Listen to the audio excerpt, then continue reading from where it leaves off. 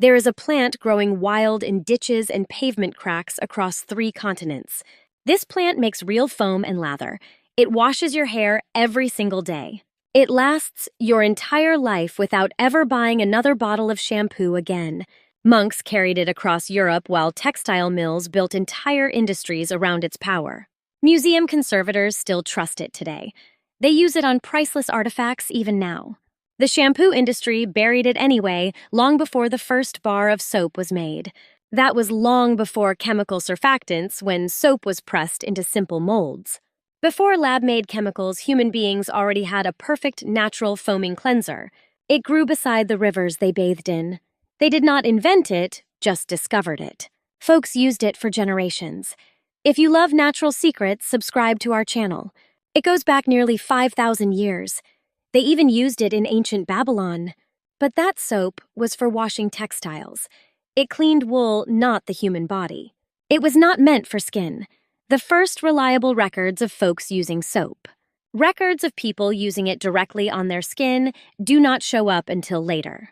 They do not appear until the 4th century. That means for most of history. People cleaned themselves without any manufactured soap. They did not use soap at all. And yet, they were clean. They washed their hair and scrubbed their skin daily. They stayed remarkably healthy. The answer was growing right there in the ground. It was beneath their feet the entire time. In the Middle Ages, monks moved it. Franciscan and Dominican monks transported this specific plant all across the European continent. They called it a gift from God. It was meant to keep them healthy. It was meant to keep them clean. By the late 1500s, it kept them clean. By the late 1500s, this plant became the standard washing agent in homes and workshops across England. Not because of clever marketing, not because of trade deals either. It just worked better than anything else available. Monasteries were not primitive outposts. They had engineered water systems through stone corridors. They had organized latrines and scheduled bathing routines for every single person. Medieval monks and nuns treated physical cleanliness as a direct expression of inner purity. They had access to every single cleaning method known in their entire era. They chose this plant above all else. Smash that like button if you agree. They knew its power. The textile industry built its entire operation around it. They built cleaning operations around it. The professionals who washed, softened, and finished cloth were called fullers. They found that boiling it, the leaves and roots in water, creates a rich lather that cleans the most. Delicate fabrics without damaging a single thread, the ruffles and lace worn by. The Tudor court in England were washed in it. Silks that moved through. French merchant houses were finished with it. Northern mills across France were. Built with this plant growing in deliberate rows right beside them. Harvested continuously season after season, it never let them down. In ancient Rome, it served as a natural water softener in public baths. In the Swiss Alps, shepherds washed their flocks with it before market day. Italian monks discovered it worked as a disinfectant for surfaces and medical tools. It cleaned surfaces and tools. Here is a detail to stop you. Right in your tracks. Museum conservators at the world's most prestigious institutions. Tell us your thoughts in the comments below. Folks still use extracts from this plant today. Heck, it was standard practice as recently as the 1960s. It was big in European museums. Experts used it to clean precious antique tapestries. We are talking about the most irreplaceable fabrics on Earth, like medieval embroidery hand-stitched 600 years ago. Delicate lace that would just dissolve if you touched it with modern detergents. Those chemicals would destroy it instantly. These priceless artifacts are entrusted to a wild plant. You will find it growing in roadside ditches across England. Meanwhile, most of us scrub our hair with petroleum products from a plastic bottle every single morning. The plant is soapwort. If you want the fancy name, it is Saponaria officinalis. Saponaria comes from the Latin word for soap, and officinalis, well, that just means it belongs in the shop. That name points to centuries of commercial use. It was a staple in textile shops across old Europe. Back then, cloth workers relied on it daily. Some folks today just call it bouncing bet. Others know it as fuller's herb or soapweed. It is a hardy, perennial part of the same family as carnations. You will see delicate pink or white flowers blooming. They show up from early summer all through September. These fragrant clusters are magnets for bees and butterflies. It grows wild from Europe all the way to Asia. It is common across North America, too. Fact is, the Puritans likely brought it over on their ships. They carried it across the Atlantic. Once it hit our soil, it started spreading like wildfire. It traveled fast through underground routes. Now it grows wild all over the United States. It is all over southern Canada, too, from New England roadsides right out to the Pacific Northwest riverbanks. I bet you have walked past it 1,000 times. You might have even pulled it as a weed. Maybe you yanked some out last weekend. Just tossed it into the compost pile without thinking. Subscribe for more farm secrets. Now, here's the science of why it works. Every part counts. The leaves and the roots are great, but the shoots and stems are useful too. The whole soapwort plant is effective. Stick around to see how we use it. The leaves and roots contain special natural compounds. We call these agents saponins. These are the real deal. Their structure is very similar to common household surfactants. You find those in commercial shampoos. If you crush soapwort in water, something amazing happens. It creates a rich, soapy lather. It cuts through oil and lifts away dirt. It works just like synthetic soap, but naturally. And the roots, that is where the real power is. Come summer, when those flowers bloom, the saponin levels in those roots reach their absolute peak. They can hit 20%. Researchers found 12 unique cleaners in the roots. Those compounds are not just for soap. Studies show these saponins actually fight off nasty bacteria. They reduce swelling and protect your skin. This helps protect your skin. This is not just an old folk remedy. It is no myth. This is the exact same chemistry used today that museums use on treasures. It is safer than any factory chemical. No synthetic product can compete. And soapwort was never just a secret for people in Europe. Every corner of the globe found its own version of natural soap. Over in India, they have used a traditional hair washing system for ages. For millennia, women there have washed their hair naturally. They use a blend of 3 plants. First is amla, or Indian gooseberry. Next is retha, from the soapnut tree.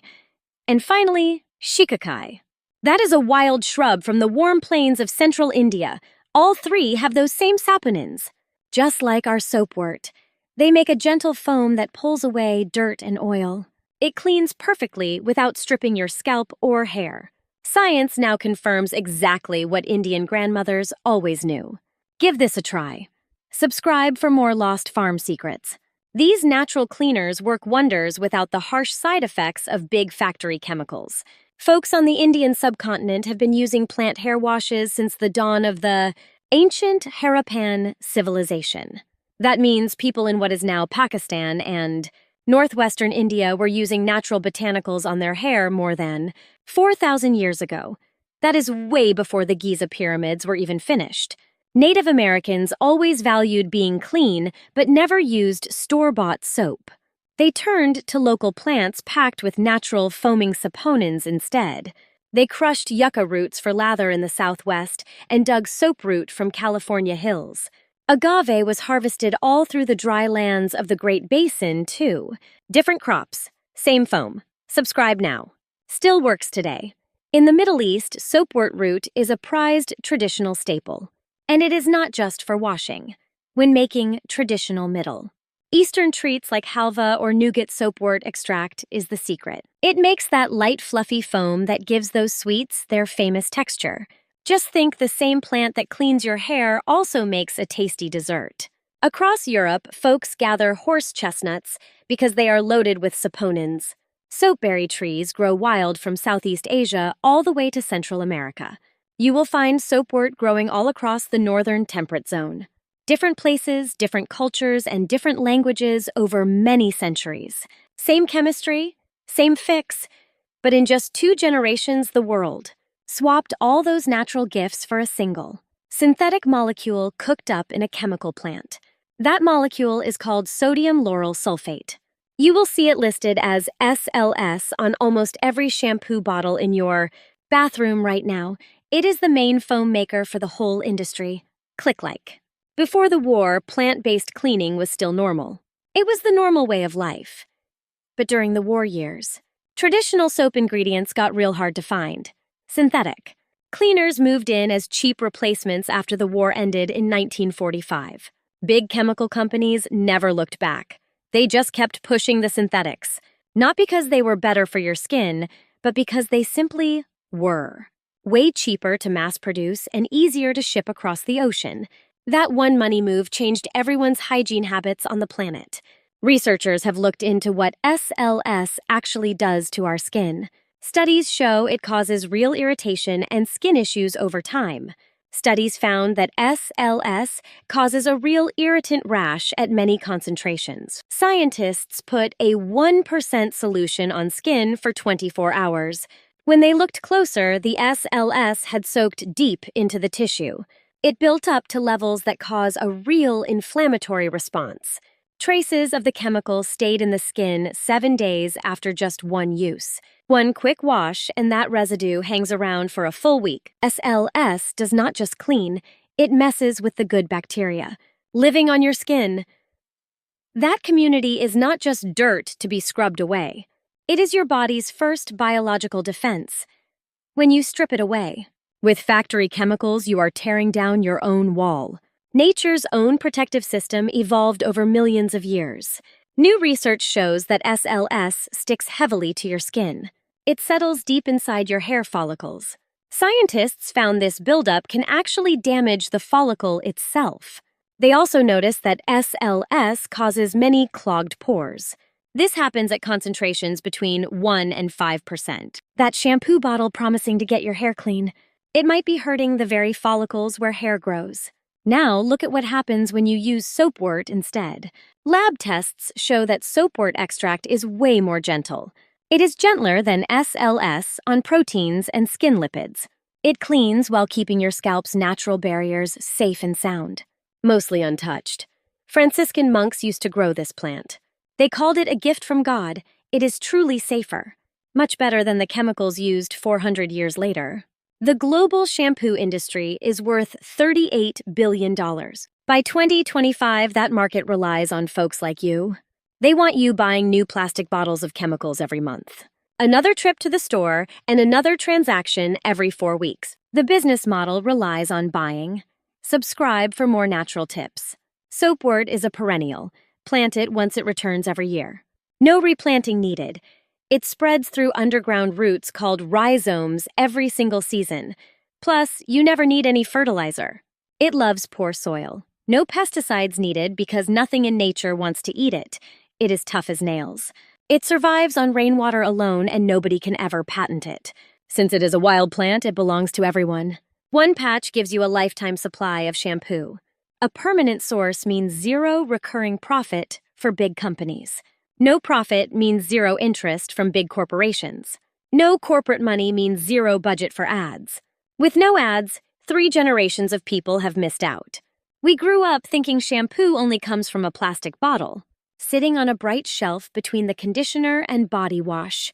It is not a conspiracy, just economics. You can grow your own, or grab a root from a neighbor trying to thin theirs.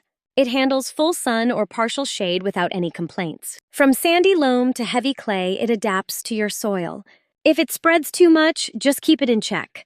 Plant it in a large pot or container on your porch. One single plant becomes a colony in just one season.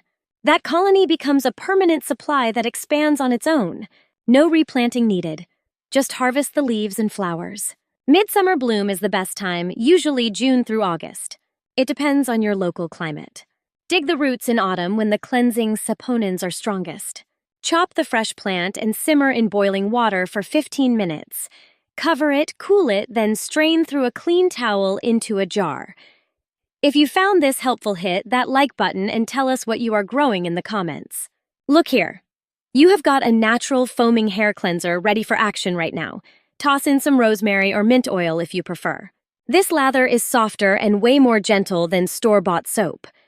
That is the whole point. It cleans without stripping away those natural oils. Your scalp makes those oils for protection. Give it a few washes and your hair will start finding its natural groove once again. Most folks never look back at plastic bottles after this. Just remember, this liquid stays fresh for about 1 week on the counter. To save it longer, dry your autumn roots on a screen. Keep them in a warm room, then seal them up in a jar. Put that jar in the pantry. When you need a wash, just simmer a handful of dried roots in water for about 15 minutes. Strain it well before use. One good autumn harvest will give you enough dried roots to last you a whole year. That is a full year of clean hair. After washing with Soapwort, try an apple cider vinegar rinse to finish it off. Use 1 part vinegar to 4 parts water. It brings your scalp back to its natural, healthy balance. It gives you a shine that no expensive conditioner can touch. Honestly, your great-grandmother probably did it this way too. Now, Soapwort was never meant to go it alone. The old ways were never about just one single fancy product. These were total routines for hair health. Big companies just tried to squeeze all that wisdom into one bottle. Then they sold it back with a heavy markup. Over in India, the routine starts hours before the water runs. That traditional method kicks off with warm coconut oil. Put it right on the scalp and give it a deep massage. Rub it deep into the roots. Folks call this technique champy. That word moved through old trade routes and eventually became our English word shampoo. The oil feeds the hair while the massage gets the blood flowing to your head. These habits keep hair strong for the long haul. You can easily add these steps to your morning routine. Using plants is a great sustainable way to take care of yourself. Soapwort is a gentle, natural alternative. Generations of folks across the globe have used this. Reconnecting with these old farm secrets feels really good. Nature provides the best stuff for our bodies. Subscribe for more tips. All you need is a little prep. And believe me, the results speak for themselves. That oil truly feeds the hair. Give it a good rub. The massage really stimulates blood flow right to the follicles. Once that oil does its magic, then you can start washing with a paste of Retha and shikakai. Remember, oil first, then cleanse. Modern shampoo ads flipped the script and tried to tell you that oil was the problem. A rosemary tea rinse wakes up the scalp naturally. Try pouring nettle tea through your hair after washing to strengthen it from the root to tip. An egg wash gives concentrated protein right where thinning hair needs a little help. This is not some trendy influencer experiment. Hit the like button. These are techniques that billions of folks across many different cultures used for centuries before chemical companies told them they needed a factory product instead. Now here is a vital note about growing soapwort. This plant is potent stuff. It is great for hair and skin on the outside. But do not go eating it. Those same saponins that make that great cleaning foam are not safe to swallow. So keep it out of your mouth. Do a quick patch test on your wrist first if you have sensitive skin before washing your hair. Keep it off any open cuts or wounds. The monks, who brought it across Europe, had deep respect for this plant. That is why. It lived for centuries in their gardens. Big soap companies will not tell you this. You will not find it on any labels at the store. No big corporation sells it. No brand makes money from it growing wild in a ditch along a quiet country road in Vermont or British Columbia. But soapwort grows along every fence line and old stone wall and forgotten garden edge across the country. Save those $38 and hit subscribe. Billions of dollars flow through the shampoo market every year. All those synthetic cleaners. They are made in big factories, trucked to bottling plants and sealed in plastic jugs, then loaded onto cargo ships. They are stacked on pallets and sit under bright store lights. Scanned at the register and taken home. Squeezed out, then washed down the drain. Then you buy more a month later. Listen close. This hardy plant grows within walking distance of almost every home in our great country. It makes real soap. It always has, and it always surely will.